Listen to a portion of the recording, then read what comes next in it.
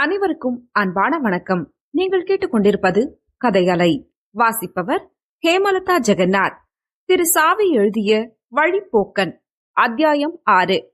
சற்று நேரத்துக்கெல்லாம் இடியும் மின்னலும் அதிகமாகி மழை பிடித்துக் கொள்ளவே தெருக்கூத்து பாதியிலேயே நின்றுவிட்டது. அவ்வளவுதான். கூத்து பார்த்து கொண்டிருந்த மக்கள் அனைவரும் ஒரு நொடியில் கலைந்து விட்டனர்.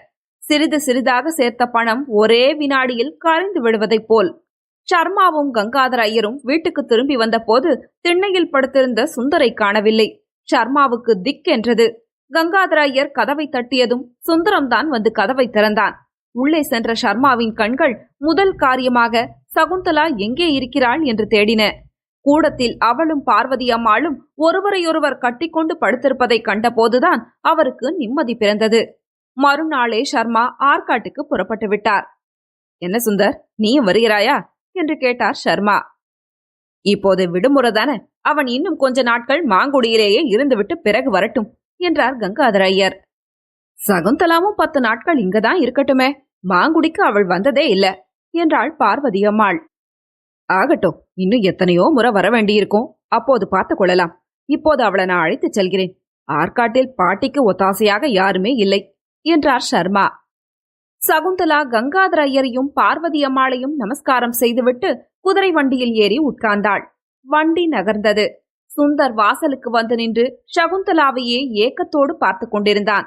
அவள் பிரிவால் அவனுக்கு மாங்குடியே வெறிச்சென்றாவது போல் இருந்தது.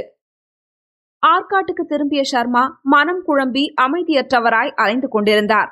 அதற்கு காரணம் சுந்தரின் ஜாதகத்தை அவர் கட்டம் கட்டமாக அலசி பார்த்து விட்டதுதான். பார்த்த பின் அவர் அவனிடம் அந்தரங்கமாக கொண்டிருந்த அன்பு, அபிமானம், நம்பிக்கை எல்லாமே துகள் துகளாக சிதறிவிட்டன. காலமெல்லாம் கஷ்டப்பட்டு சேர்த்து வைத்த நோட்டுகள் இனி செல்லாது என்று திடுமென அறிவிக்கப்பட்டது போன்ற அதிர்ச்சியை அவர் அடைந்தார். சுந்தரின் ஜாதகத்தில் வேறு எவ்வித கோளாறுகள் இருந்திருந்தாலும் அவர் அவற்றை பொருட்படுத்தி இருக்க மாட்டார். அவனுடைய ஆயுள் பாவமே சரியில்லாத போது அதை அவரால் எப்படி அலட்சியம் செய்ய முடியும்? சுந்தரை தத்தெடுத்துக் கொண்டு தம்முடைய சொத்துக்களுக்கெல்லாம் அவனை வாரிசாக்கி சகுந்தலாவை மனம் முடித்து வைத்து தம்முடைய அந்திம கால ஈமக்கடனையும் அவன் கையாலேயே முடித்துக் கொள்ள வேண்டும் என்று மனக்கோட்டை கட்டியிருந்த சர்மாவை கண்டு சுந்தரின் ஜாதகம் எக்கால சிரிப்பு சிரித்து எள்ளி நகையாடியது. அன்று முதலே சர்மாவின் அறிவு குழம்பிற்று. மேற்கொண்டு சுந்தரை ஆற்காட்டில் வைத்துக் கொண்டு படிப்பு சொல்லிக் கொடுப்பதா வேண்டாமா என்று குழம்பி தவிக்கலானார். சகுந்தலா வயது வந்த பெண்ணாகிவிட்ட பிறகு அவளுக்கு உரியவன் அல்லாதவனாகிவிட்ட ஓர் ஆண்மகனை தம் வீட்டுக்குள் புழங்க விடுவதில் அவருக்கு சிறிதளவும் சம்மதமில்லை. ஆயினும் இந்த இக்கட்டான தர்ம சங்கடமான நிலையை தம் ஆருயிர் நண்பரான கங்காதர ஐயரிடம் எப்படி சொல்வது? சுந்தரை பிரிந்து வந்தது முதல் சகுந்தலாவுக்கும் மன நிம்மதியில்லை. அவளுடைய நினைவெல்லாம் மாங்குடியிலேயே இருந்தது. அன்று இரவு நடந்த நிகழ்ச்சிகள், சுந்தரின் பொல்லாத்தனம், தான் கதவை தாளிட்டு கொண்டு அவனை அழ வைத்தது, பூனை என்று கூக்குரலிட்டு பயமுறுத்தியது, இவ்வளவும் தான் நினைவில் நிழலாடிய போது அவள் கண்ணம் கூழிய சிரித்து கொண்டாள். அந்த மாயக்கள்ளனின் நினைப்பிலேயே மயங்கி கிடந்தாள். மாடிக்கு போனால் அவன் ஆசை முகம், தோட்டத்துக்கு சென்றால் அவனுடைய அழகிய தோற்றம்.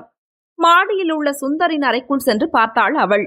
அங்கே அவன் உட்கார்ந்திருப்பது போலவும், சித்திரம் வரைவது போலவும், சிரிப்பது போலவும், பின்னலை பிடித்து இழுப்பது போலவும் பிரமை தட்டிற்று அவளுக்கு.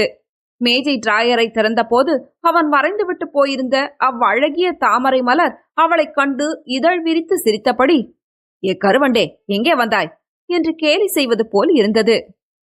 சுந்தருக்கு எவ்வளவு அழகாக சித்திரம் வரைய வந்துவிட்டது என்று தனக்குள் வியந்து கொண்டே அதை எடுத்து தம் பெட்டிக்குள் வைத்துக் கொண்டாள் அப்பேதை. ஊஞ்சலில் போய் உட்கார்ந்த போது சுந்தரும் தானும் அதில் விளையாடிய காட்சியும் அவனுக்கு தலைப்பின்னிய காட்சியும் நினைவுக்கு வந்தன. சுந்தரின் மாய உருவத்தை மறக்கும் நோக்குடன் அவள் கீழே இறங்கி தோட்டத்தின் பக்கம் சென்றாள். அங்கே அவன் அந்த இருட்டறையில் வழுக்கி விழுந்ததும் அதைக் கண்டு தான் சிரித்ததும் புகைப்புலனாக காட்சியளித்தது. சகுந்தலா அந்த அறைக்குள் சென்று பார்த்தாள். அங்கு சுந்தர் வைத்துவிட்டு போயிருந்த சோப்பு பெட்டி அப்படியே கிடந்தது. அதிலிருந்த சந்தன சோப்பின் மணத்தை நுகரும்போது அவளுடைய கண்கள் ஏன் அப்படி சொக்கி சுழல்கின்றன? விடுமுறை கழிந்து சுந்தர் ஆற்காட்டுக்கு திரும்ப இன்னும் 1 மாதம் ஆகுமே. அதுவரை இந்த வீட்டில் எப்படி தனியாக இருப்பேன்? சகுந்தலாவின் இதயத்திலிருந்து ஒரு கனத்த பெருமூச்சு வெளிப்பட்டது.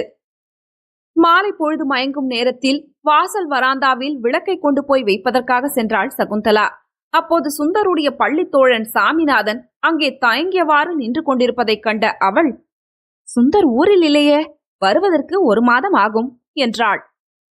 சுந்தர் ஃபெயில் ஆயிட்டான். பள்ளிக்கூடத்துல இன்றைக்குதான் ரிசல்ட் போட்டிருக்கிறார்கள். பாஸ் செய்தவர்கள் பெயர்களையெல்லாம் போர்டுல போட்டிருக்கிறார்கள். அதில் சுந்தர் பெயரை காணோம். இத சொல்லிவிட்டு போகத்தான் வந்தேன் என்றான் அவன். அப்போதுதான் மண்டியிலிருந்து வந்து கொண்டிருந்த ஷர்மா, ஃபெயில் ஆகிவிட்டான் அல்லவா, ரொம்ப சரி, எனக்கு அப்பவே தெரியும். எந்நேரமும் வாசகசாலை, இல்லாவிட்டால் டிராயிங், எப்படி பாஸ் பண்ண முடியும்? இருக்கட்டும், நாளைக்கே மாங்குடிக்கு கடிதம் எழுதி போடுறேன்.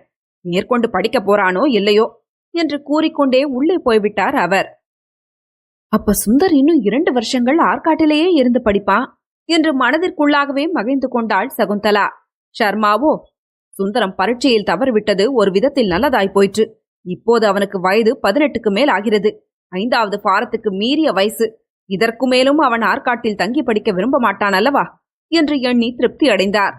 சுந்தரத்தின் ஜாதகத்தை வாங்கி பார்த்ததிலிருந்தே அவர் தம்முடைய மனதை மாற்றிக் கொண்டு விட்டார். அவனை ஸ்வீகாரமாக்கிக் கொண்டு சகுந்தலாவின் வாழ்வை பாழாக்குவதுடன் தாமும் அனாதையாக சாவதற்கு அவர் மனம் ஒப்பவில்லை. எனவே சுந்தரத்துக்கும் தமக்கும் ஏற்பட இருந்த உறவு பந்தத்தை அப்போதே அறுத்தெறிந்துவிட அவர் முடிவு செய்துவிட்டார். தபார்காரர் கொடுத்துவிட்டு போன கடிதத்தை பிரித்து படித்துக் கொண்டிருந்த கங்காதர ஐயரின் முகம் ஒரு மாதிரியாக மாறுவதைக் கண்ட பார்வதி அம்மாள் கவலையுடன், யார் கடிதாசி அது, ஷர்மாவா போட்டிருக்கார் என்று கேட்டாள். ஆமா, உன் பிள்ளையாண்டா ஃபெயில் ஆகிவிட்டானா என்றார் கங்காதர ஐயர் கலக்கத்துடன். ஃபெயில் ஆயிட்டானா? ராத்திரியெல்லாம் கண் விழிச்சு படிச்சிருக்கேன்னு சொன்னானே என்றாள் பார்வதி. ராத்திரியெல்லாம் கண் விழிச்சு டிராயிங் போட்டிருப்பான் என்றார் அவர். கிணற்றடியிலிருந்த சுந்தரம் அப்போதுதான் அங்கே வந்து நின்றான். இந்தா, ஷர்மா என்ன எழுதியிருக்கார் பார் என்று கூறிய கங்காதர ஐயர் கடிதத்தை கோபமாக வீசி எறிந்தார். அதை எடுத்து படித்த சுந்தரத்தின் முகம் கருத்தது. உதட்டை கடித்துக் கொண்டான்.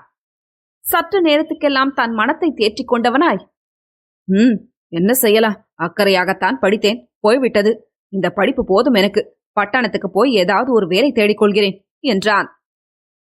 ஆமா, BA பாஸ் பண்ணியிருக்கிறாய் அல்லவா, போன உடனே வேலை கிடைத்து விடும் உனக்கு. முதலில் ஆற்காட்டுக்கு போய் ஷர்மா என்ன சொல்கிறாரோ அதன்படி செய். பட்டணம் போவதாயிருந்தாலும் அவர் உத்தரவை பெற்றுக்கொண்டே போக வேண்டும், தெரிந்ததா? நம் குடும்பத்தின் தெய்வம் அவர்.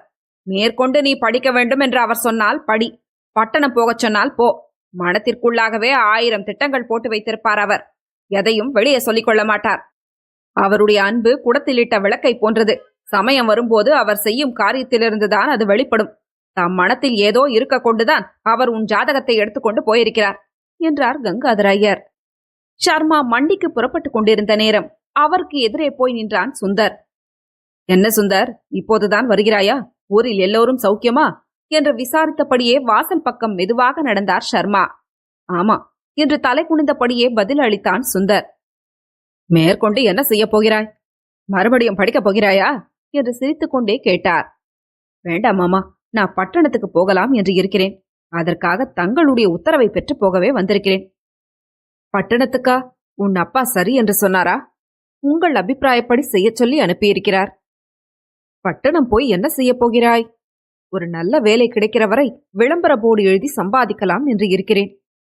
அதற்கெல்லாம் அனுபவம் வேண்டுமே. உனக்கு போர்டு எழுத தெரியுமா? தெரியும். ஆற்காட்டில் கூட ஒரு சோடா ஃபேக்டரிக்கு எழுதி கொடுத்திருக்கிறேன். சரி, உனக்கு தைரியம் இருந்தால் புறப்பட்டு போ.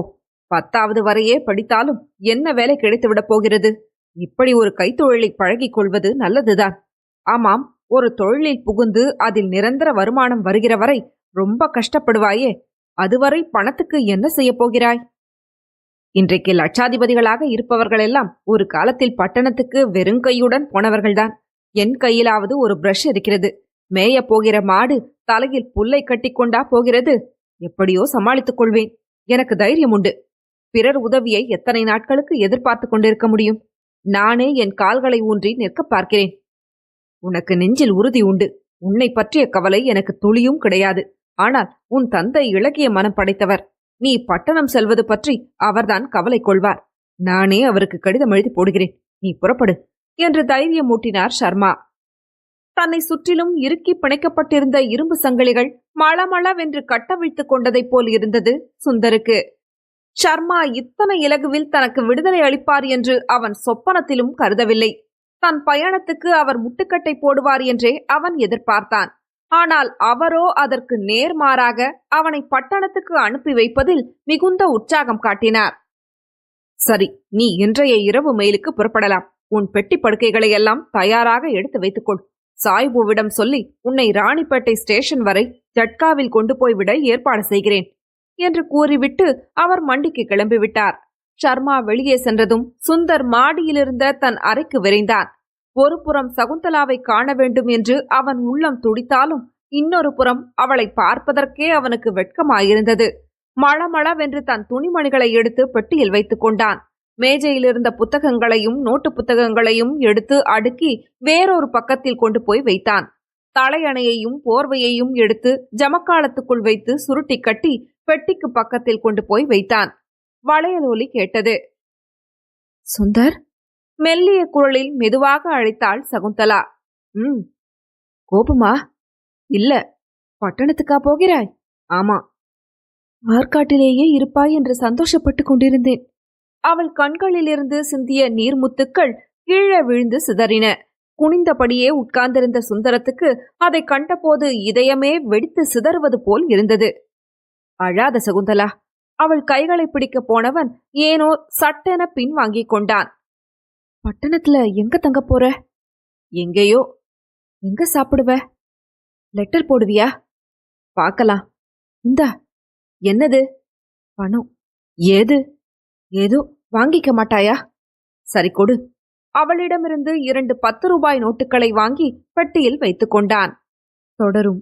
கதைகளை உங்களுக்கு பிடிச்சிருந்ததுன்னா உங்க நண்பர்களோடும் உறவினர்களோடும் பகிர்ந்துக்கோங்க. நன்றி.